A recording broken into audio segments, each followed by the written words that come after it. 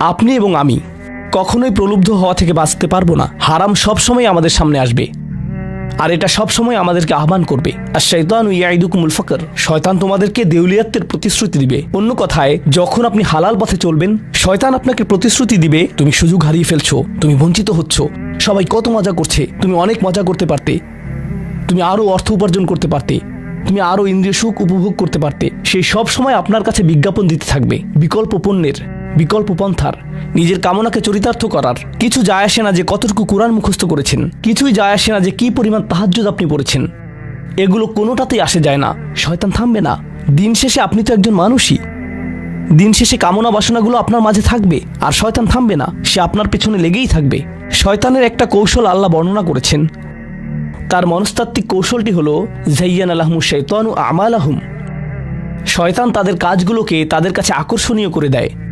শয়তান আপনার কাছে আসবে, আপনাকে প্রলুব্ধ করবে। তখন আপনি বলবেন, হ্যাঁ এটা খারাপ, কিন্তু আমি তো অনেক ভালো কাজও করি। হ্যাঁ আমি এলোমেলো কাজ করছি, কিন্তু আমি তো নামাজও পড়ছি, আর আমি তো কাফেরও না, তো সমস্যার কিছু নেই। আর এইবার করেই আমি থেমে যাব, এমন না যে আমি এটা করতেই থাকবো, শুধু একবারই করব। এভাবে নিজেকে সব ধরনের যুক্তি দিতে থাকেন, নিজে নিজে এটাকে বৈধতা দিতে থাকেন। আপনার চিন্তায় এটা এখন আর অতটা খারাপ না। আর তারপর যখন এমন মানুষ চারপাশে থাকেন যাদেরকে বলেন যে এটা তো খারাপ, আর তারপর যখন এমন মানুষের চারপাশে থাকেন যাদেরকে বলেন যে এটা তো খারাপ, তারাও আপনাকে বলে, না ভাই কাম অন, এটা অতটা খারাপ না, থামো তো, এরকম কথা বলো না, না আল্লাহ ওইরকম না, আল্লাহ তোমাকে শাস্তি দিবেন না, কেন এরকম হতাশাজনক কথা বলছো, তুমি অতিরিক্ত চিন্তা করো। আপনি তা শুনেন, আর এটা আপনাকে প্রভাবিত করতে শুরু করে। কিন্তু যখন কাজটা করে ফেলেছেন, যেটাই করেছেন, হতে পারে এটা অ্যালকোহল অথবা অন্য কোনো মাদক, এটা কারোর সাথে সম্পর্ক হতে পারে, সেটা যাই হোক, যখন নিজেকে বলেন যে এটাই শেষবার, কিন্তু এটাই শেষ তো না। কারণ যখনই কাজটা ঘটে যায় আর কয়েকদিনের মধ্যে অনুশোচনাও কেটে যায়, তখন মোবাইলে আরেকটা মেসেজ চলে আসে, তারপর আরেকটা দাওয়াত আসে, তারপর আপনি বলেন না এটাই শেষবার, আবারও সেই চক্রে আটকে যান, আর আবারও সেটা করেন, আর তা করতেই থাকেন। শয়তান ঠিক এটাই চেয়েছিল। মানুষ এই চক্র বন্ধ করতে পারে, আল্লাহর প্রতি নিবিষ্ট হয়ে বলতে পারে, ইয়া আল্লাহ, আমার বন্ধুরা কি বলছে তাতে কিছু যায় আসে না, শয়তান কি ওয়াসওয়াসা দিচ্ছে তাতে কিছু যায় আসে না, কতবার এই বিভৎস চক্রে আটকা পড়েছি তাতে কিছু যায় আসে না। আমি ফিরে আসলাম, আমি ফিরে আসলাম, আমি ফিরে আসলাম 2 দিন অনুতপ্ত থেকে আবারও পাপে লিপ্ত হওয়া থেকে। আমি ফিরে আসলাম আপনার কাছে ক্ষমা চাওয়ার পর আবারও পাপ করা থেকে। ওয়ালাম ইউসিরু আলা মা ফাআলু ওয়া হুম ইয়ালামুন। তারা পাপ কাজগুলো বারবার করে না, আর তারা জানে যে তারা কি করছে। আমি সেই লোকদের অন্তর্ভুক্ত হব না। ওয়ালাইসাতিত তাওবাতু লিল্লাযিনা ইয়ামালুনাস সাইয়্যাত। তওবা, অনুশোচনা তাদের জন্য কাজ করে না যারা পাপ করতেই থাকে। এমনকি তওবা করার পরেও এটা সেই মানুষদের জন্য না যারা এই চক্রে আটকে যায়। এটা তাদের জন্য যারা বলে, ইয়া আল্লাহ, আমি জাহান্নামে যেতে চাই না, আমি জাহান্নামের যোগ্য অনেক কাজ করেছি, কিন্তু এখন আমি থেমে যাচ্ছি। আর এটাই চূড়ান্ত। তারা হলেন আল্লাহর কাছে বিশেষ মানুষ, কারণ আল্লাহ জানেন এটা কতটা প্রলুব্ধকারী ছিল, আল্লাহ জানেন সেই আসক্তি কতটা শক্তিশালী ছিল, আল্লাহ জানেন পাপের কত গভীরে আপনি ছিলেন, আল্লাহ জানেন আপনার উপর শয়তানের সেই দীর্ঘ নিয়ন্ত্রণের কথা, আর আপনি সেই নিয়ন্ত্রণ ভঙ্গ করতে এবং আল্লাহর কাছে ফিরে আসতে সক্ষম হয়েছেন। আল্লাহর পথে আপনার এই যাত্রা অন্য মানুষের তুলনায় অনেক কঠিন। আপনার সামনের প্রলোভনগুলো অনেক শক্তিশালী, আপনার প্রতি অভিকর্ষের টানটি অনেক বেশি শক্তিশালী, আর এর সাথে লড়াই করে যেহেতু আল্লাহর কাছে এসেছেন, তাই আপনি বিশেষ মর্যাদা সম্পন্ন। এটা মনে করবেন না যে আমি তাহাজ্জুদ পড়ি না তাই আমি অতটা ভালো না, অথবা আমি আরবি জানি না, বা আমি এখনো সম্পূর্ণ কোরআন পাঠ করিনি, আর আমি তাজবিদের নিয়মগুলো জানি না। না না না না না, আপনার বিশেষত্ব এজন্য না যে আপনি 17 বার হজ করেছেন। আপনার জ্ঞান এবং ইবাদতের জন্য আপনি আল্লাহর কাছে বিশেষ না, আপনি আল্লাহর কাছে বিশেষ মর্যাদা সম্পন্ন, কারণ আপনি পাপ থেকে বেরিয়ে এসেছেন, আর আপনি শুধু তার ভয়েই ভীত। এটাই আপনাকে আল্লাহর কাছে বিশেষ মর্যাদা সম্পন্ন করে। তাই আপনিও ইবাদুর রহমান। তো এখান থেকে আল্লাহ আমাদেরকে সম্পূর্ণ বিপরীত দিকে নিয়ে যাচ্ছেন। এই প্রত্যেক শ্রেণী সম্পর্কে চিন্তা করুন, কিভাবে এগুলো আপনার সাথে প্রাসঙ্গিক, কিভাবে আপনি আল্লাহর কাছে বিশেষ মর্যাদা সম্পন্ন হতে চান, কিভাবে আপনি আল্লাহর নৈকট্য পেতে চান, কিভাবে আমি আল্লাহর নৈকট্য পেতে চাই। আমাদের কাছে এটা আসলে কতটা মূল্যবান। পাপ হলো এক প্রকারের ভালোবাসা। আমরা এর মোহে পড়ে যাই, আমরা এতে আসক্ত হয়ে যাই। আর এই অনুচ্ছেদটি আসলে ভালোবাসার একটা প্রতিযোগিতা, কারণ আপনি ইন্দ্রিয় সুখ ভালোবাসেন, আপনি এই পাপগুলোকে ভালোবাসেন, আর আপনি তা ছাড়তে চান না, কারণ এতে আপনার সুখানুভূতি নষ্ট হবে। আর অন্যদিকে আল্লাহ বলছেন, আমি আমার নিজের দ্বারা সেই সুখকে প্রতিস্থাপন করে দিব, আমি এটাকে আমার নৈকট্য দ্বারা প্রতিস্থাপন করে দিব। আল্লাহ এই সুযোগ দিয়েছেন। আপনার নিজেকে এই সমীকরণের আলোকে সিদ্ধান্ত নিতে হবে। আপনি এই পরিস্থিতিতে পড়বেন, অন্য কেউ জানবে না, কেউ জানবে না যে আপনার মাথায় কি সংগ্রাম চলছে, কেউ জানবে না, শুধু আল্লাহ জানবেন। আর প্রসঙ্গক্রমে উদাহরণস্বরূপ আপনাদের কেউ কেউ যখন হারাম সম্পর্কে জড়ান, নিশ্চিত বলছি না, আপনাদেরকে অভিযুক্ত করছি না, কোনো মানুষ, আপনারা না, কোনো মানুষ যাদেরকে আপনারা চিনেন, তারা হয়তো অনৈতিক সম্পর্কে জড়িত, আর আপনি তা থেকে বের হতে চাচ্ছেন। তো আপনি এই আলোচনা শুনে তাকে মেসেজ দিলেন, আমি আর এটা করতে পারবো না। সে উত্তর দিল, তুমি কি আমাকে ভালোবাসো না? তুমি এখন আমাকে ঘৃণা করো? তুমি কি মনে করো যে আমি তোমার জাহান্নামে যাবার কারণ? আমি কি এতটাই খারাপ? এখন আপনি বলছেন, না তুমি অতটা খারাপ না, না আমি তোমাকে ভালোবাসি, তুমি মোটেই খারাপ না, তুমি অনেক ভালো। ঠিক আছে, যদি আমার সাথে সম্পর্ক সমাপ্ত করতে চাও, আজকে রাতে আমার সাথে দেখা করো, আর আমার মুখের সামনে এটা শেষ করো। না, এটা আমি করতে পারবো না। ঠিক আছে, তুমি আমাকে ঘৃণাই করো, আচ্ছা ঠিক আছে, আমি আসছি।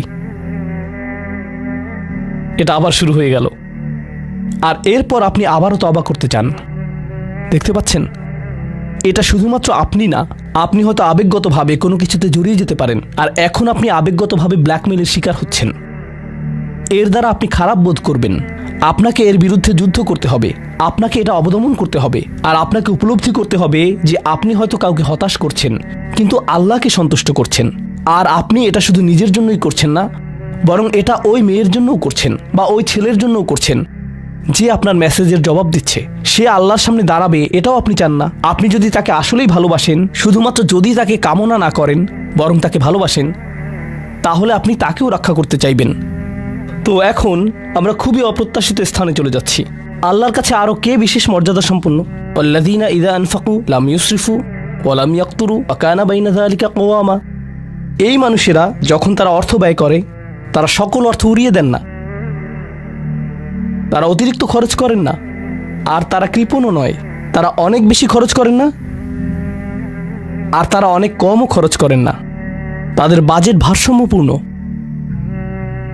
বাজেটের সাথে আল্লাহর নৈকট্যের সম্পর্ক কি? সম্পর্ক রয়েছে, কারণ আল্লাযীনা ফি আমওয়ালিহিম হাক্কুন মালুম, তাদের অর্থে অন্যদের অধিকার রয়েছে যা সুবিদিত। আপনার পিতামাতার অর্থনৈতিক সহায়তা প্রয়োজন, আপনার সন্তান, আপনার ভাই বোন, আপনার স্ত্রীর প্রয়োজন, এমন অনেক ক্ষেত্র রয়েছে যার জন্য আপনার অর্থ প্রয়োজন। কিন্তু যখন আপনি প্রয়োজনহীন জিনিসে আসক্ত হয়ে পড়েন, আর আপনার অর্থ যখন ব্যয় হয় সিনেমার পর সিনেমা, সিনেমার পর সিনেমায়, সাবস্ক্রিপশনের পর সাবস্ক্রিপশনে, গেমের পর গেম, এরপর গেমে, গাড়ির জন্য নতুন যন্ত্রাংশ কেনার পেছনে, যেই চাকা দেখতে উল্টো দিকে ঘূর্ণায়মান, তার প্রয়োজন আপনার নেই। সেগুলো আপনি দেখবেন না যখন আপনি গাড়ি চালাবেন, সেটা অন্য কেউ দেখবে। এগুলো ঘুরবে অন্য কারোর জন্য, আপনার জন্য না। যন্ত্রাংশ অথবা ডিভাইস। আপনি নতুন আইফোন ছাড়াও বেঁচে থাকবেন, এতে কোনো ক্ষতি হবে না। স্যামসাং যদিও কিছুটা বিপজ্জনক, তারপরও অনেক বোনেরা পার্স অথবা ব্যাগের জন্য এমনটা করেন। ও আল্লাহ, এই ব্যাগগুলোর কোনোটার দাম কয়েক লাখ টাকা। বলছি না যে আপনি এগুলোর কোনোটাই কিনতে পারবেন না, কিন্তু আল্লাহ বলছেন ঠিক আছে খরচ করো, কিন্তু অতিরিক্ত খরচ করো না। আপনাদের কারো কারো জন্য আবার সবচেয়ে খুশির বিষয় হলো টাকা ধরে রাখা। আপনি স্ত্রীকে সাথে নিয়ে সুপার শপে গিয়েছেন, তিনি এক প্যাকেট দুধ নিলেন। আমাদেরকে এত বেশি দুধ প্রয়োজন, ছোট প্যাকেট নিতে পারো না? ডিসকাউন্টের জন্য অপেক্ষা করতে পারো না? এটা দুধ, এটা ডিম, এগুলো নিয়ে কৃপণতা না করলে হয় না? এমন মানুষ রয়েছে যারা প্রাপ্য মানুষদের টাকা ধরে রাখে। আপনার সন্তানদের অর্থ প্রয়োজন, তাদের চলার জন্য কিছুটা পকেট খরচ প্রয়োজন, আপনার স্ত্রীর কিছুটা অর্থ প্রয়োজন। যদি তিনি গৃহ ব্যবস্থাপনার দায়িত্বে থাকেন আর তিনি নিজে উপার্জন না করেন, আর তিনি আপনার কাছে বলেন আমি কি 500 টাকা পেতে পারি? কিসের জন্য তোমার টাকা প্রয়োজন? আমাকে সম্পূর্ণ প্রতিবেদন প্রদান করবে, সকল রিসিট দেখাবে। দাঁড়ান, 1 মিনিট থামুন। এটা লাম ইয়াকতুরু, এটা আপনার জন্য চ্যালেঞ্জ হতে পারে। আপনি যদি আল্লাহর নৈকট্য লাভ করতে চান, আপনার পরিবারের খাবারের প্রসঙ্গ আসলে তাদেরকে জঞ্জালের মতো বিবেচনা করবেন না। আপনার জন্য সর্বোত্তম খরচের খাত হলো আপনার পরিবার। নিজের পরিবারের সাথে এরকম খারাপ আচরণ করবেন না, কিন্তু অতিরিক্ত খরচও করবেন না। অন্যরা এমন আছে যারা টাকা উড়ায়। আল্লাহ হয়তো আপনাকে কিছুটা অর্থ দিয়েছেন, আর আপনি আপনার 16 বছরের সন্তানকে BMW কিনে দিলেন যাতে সে রাস্তার পাশে লাগিয়ে দিয়ে অ্যাক্সিডেন্ট করতে পারে, আর তারপর তাকে আরেকটা কিনে দিলেন। না না না, আপনি এমনটাও করতে পারবেন না। লাম ইউসরিফু ওয়া লাম ইয়াকতুরু ওয়া কানা বাইনা যালিকা কওয়ামা। তারা একটি ন্যায্য ভারসাম্যপূর্ণ পন্থা অবলম্বন করে এই দুই অবস্থার মাঝে অবস্থানের জন্য। পরবর্তী গুণটি আমার প্রিয়, মনোযোগ দিয়ে শুনুন। এরা সবাই একটি শ্রেণী। والذين لا يدعون مع الله إلها آخر ولا يقتلون النفس التي حرم الله إلا بالحق ولا يزنون ومن يفعل ذلك يلقى أثاما। তারা আল্লাহর পাশাপাশি অন্য কোনো উপাস্যের কাছে প্রার্থনা করে না, আর আল্লাহর পাশাপাশি অন্য কোনো উপাস্যের কাছে প্রার্থনা না করা অবস্থায় তারা কাউকে হত্যা করে না এবং তারা ব্যভিচারে লিপ্ত হয় না। তিনটি বিষয়, তারা আল্লাহ ছাড়া কারো কাছে প্রার্থনা করে না, এর সাথে রয়েছে তারা হত্যা করে না এবং তারা ব্যভিচার করে না। তিনটি বিষয় একসাথে। এটা তো অসাধারণ কোনো অর্জন নয়। কেউ বলতে পারে যে হ্যাঁ, আমি তো তালিকায় এসে পড়েছি, আমি কাউকে হত্যা করিনি। কিন্তু জানেন কেন এটা বৈশিষ্ট্য সূচক? কারণ এই বিষয়গুলো খুবই প্রাথমিক স্তরের, তাই না? অন্য অনেক কবিরা গুনাহ রয়েছে, কিন্তু আল্লাহ বলছেন যে তোমরা আল্লাহর কাছে বিশেষ মর্যাদার অধিকারী হতে পারবে যদি তোমরা শুধু এটুকু করো। কেন এটা বিশেষ মর্যাদাপূর্ণ? মক্কার মানুষদের কথা চিন্তা করুন, সেই সমাজের কথা চিন্তা করুন যার মাঝে কোরআন এসেছিল। সেই মানুষগুলো হাজার বছর ধরে শিরকে লিপ্ত ছিল। হত্যা তাদের কাছে সাধারণ বিষয়ে পরিণত হয়েছিল, জিনা কোনো বিষয়ই ছিল না। আর এগুলো বড় বিষয় ছিল না তাদের পূর্বপুরুষ অথবা তাদের পূর্বপুরুষ অথবা তাদের পূর্বপুরুষের কাছে। এগুলো ছিল জীবনেরই অংশ। জীবন ছিল গ্যাংস্টারের মতো। আর যখন তারা এই সকল কিছু ছেড়ে আল্লাহর কাছে আসলো, তাদের পরিবারকে বলেছিল যে ও তুমি তো এখন মুসলিম, কংগ্রাচুলেশনস। তাদেরকে সকল ধরনের বিভৎস অভিজ্ঞতার সম্মুখীন হতে হয়েছিল, তাদের প্রিয় মানুষদের কাছ থেকে, তাদের সমাজ থেকে, তাদের বন্ধু বান্ধবদের কাছ থেকে, কারণ তারা সেই অপরাধগুলো ত্যাগ করেছিলেন, তাই না? কিছু মানুষের জন্য শুধুমাত্র ঈমান গ্রহণ করা, শুধুমাত্র অপরাধী জীবন থেকে বেরিয়ে আসা, শুধুমাত্র জিনা থেকে বেরিয়ে আসা ছিল এতটাই বড়। আপনারা যারা সম্মানিত পরিবারে বেড়ে উঠেছেন, পরিশুদ্ধ পরিবেশের মাঝে ছিলেন, আপনার জন্য সেই ধরনের বিপত্তিতে না পড়াটা সহজ অথবা সহজতর। এখনকার সময়ে যে কোনো কিছুই সহজ, কিন্তু আপনাদের যারা অমুসলিম অবস্থা থেকে এসেছেন, আপনি চারপাশে অপরাধ সংঘটিত হতে দেখেছেন, আপনি চারপাশে মাদকের আসর দেখেছেন, আপনি চারপাশে নারী লিপ্সা দেখেছেন, প্রত্যেক সাপ্তাহিক ছুটির দিনই ক্লাবে যেতেন, আর তারপর আপনি আল্লাহর পথে আসলেন, আপনি ঈমান গ্রহণ করলেন। সেই জীবন থেকে আপনার এই যাত্রাটি ছিল বিশাল এক যাত্রা, আর আল্লাহ এটা স্বীকার করেছেন এবং বলেছেন যে এটা বেশ বড় ব্যাপার যে কিছু মানুষ এমনটা করেছে। শুধু এই বিবেচনায় তারা বিশেষ মর্যাদাময়, তারা অন্য কিছু জানে না, তাদের ব্যাপক কোনো জ্ঞান নেই, কিন্তু মূল বিষয় হলো তারা আল্লাহর সন্তুষ্টির জন্য হিজরত করেছেন, তারা সেই বড় পাপগুলো থেকে আল্লাহর অভিমুখে যাত্রা করেছেন।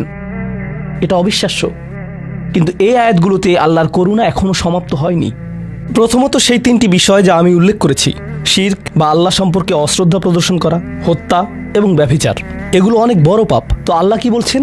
ইউদাআফ লাহুল আযাবু ইয়াউমাল কিয়ামা ওয়া ইয়াখলুদ ফীহি মুহানা। এমন মানুষের জন্য শাস্তি দ্বিগুণ করা হবে, আর তারা সেখানে থাকবে অপমানিত অবস্থায়। এই পাপগুলো আল্লাহর কাছে ছোট বিষয় না, বিশেষত তিনটা পাপ একসাথে।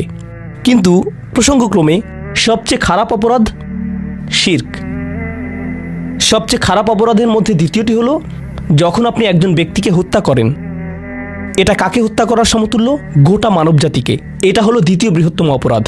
আর তারপর তৃতীয় বৃহত্তম অপরাধ কোনটি? জিনা। এই তিনটি একসাথে এসেছে একটি আয়াতে। সেজন্য আল্লাহ বলছেন যে এই ব্যক্তিটি বিশেষ ধরনের শাস্তি পাবে, আর সে এই শাস্তিতে রয়ে যাবে অপমানিত অবস্থায়। কিন্তু এমনকি খারাপের ভিতর সবচেয়ে খারাপ, এরপর সবচেয়ে খারাপ ব্যক্তিটি, এই ব্যক্তিটি এজন্য সবচেয়ে খারাপ না যে সে একটি জিনিস করছে, বরং সে সবচেয়ে খারাপ কারণ সে তিনটি জিনিসই করেছে। এটা জাহান্নামের হ্যাট্রিক অর্জনের মতো। আর সম্পর্কে আল্লাহ কি বলছেন? তিনি বলছেন ইল্লা মান তাবা ওয়া আমানা ওয়া আমিলা আমালান সলিহা। অর্থাৎ যে অনুতপ্ত হয়েছে, ঈমানের পথে ফিরে এসেছে এবং তখন থেকে ভালো কাজ শুরু করেছে, তার জন্য নিয়মের ব্যতিক্রম হবে। এটা উপলব্ধি করাটা গুরুত্বপূর্ণ। আল্লাহ বর্ণনা করছেন নিকৃষ্টের মধ্যে নিকৃষ্ট, আর চেয়েও নিকৃষ্ট। আর তারপর বলেছেন এমনকি সেই ব্যক্তির ক্ষেত্রেও যদি সে আমার কাছে ফিরে আসে, আমি তাকে শাস্তিতে নিক্ষেপ করব না। কিন্তু এতটুকু যথেষ্ট না। আমরা কথা বলছি ইবাদ আর রহমানের ব্যাপারে, যিনি অবিশ্বাস্য রকমের করুণাময় সত্তা। তো তিনি তাদেরকে শুধুমাত্র জাহান্নাম থেকে রক্ষা করেই ক্ষান্ত হবেন না, তিনি আরও কি করবেন? ফাউলাইকা ইউবাদদিলুল্লাহু সাইয়্যাতিহিম হাসানাত। সেই মানুষগুলোর মহাপাপগুলোকে প্রতিস্থাপিত করবেন। আর আমি আপনাদেরকে মনে করিয়ে দিচ্ছি সেই পাপগুলো কি? শিরক। ইন্নাশ শিরকা লাযুলমুন আযীম। হত্যা, কাআন্নামা কাতালান নাসা জামিআ, সে যেন গোটা মানবজাতিকে হত্যা করলো। এবং জিনা, ব্যভিচার, সবচেয়ে সবচেয়ে বড় পাপ এগুলো। আল্লাহ বলছেন যে পাহাড় সমান তাদের এই সমগ্র পাপ কাজগুলোকে আমি প্রতিস্থাপন করে দিব ভালো কাজ দিয়ে। কিন্তু তারা এখনো কোনো ভালো কাজ করেনি, তারা এখনো নামাজ পড়েনি, তারা এখনো ইবাদত করেনি, তারা এখনো হজ করেনি, তারা এখনো দান করেনি। তারা মূলত যা করেছে তা হলো অনুতপ্ত হয়েছে। আর এখন থেকে তারা ভালো কাজ করবে, আল্লাহর জন্য এতটুকুই যথেষ্ট। তাদের পাহাড় সম পাপগুলো নিবেন যা তাদেরকে চিরকাল জাহান্নামে নিক্ষেপ করতে অপমানিত অবস্থায়, আর তিনি এই পাহাড় সম পাপগুলোকে নিয়ে পাহাড় সম ভালো কাজে পরিবর্তিত করে দিবেন। এটাই আল্লাহ করবেন তাওবাকারীদের জন্য। আপনিও বিশেষ মর্যাদার অধিকারী হবেন। শুধু তাওবা করুন।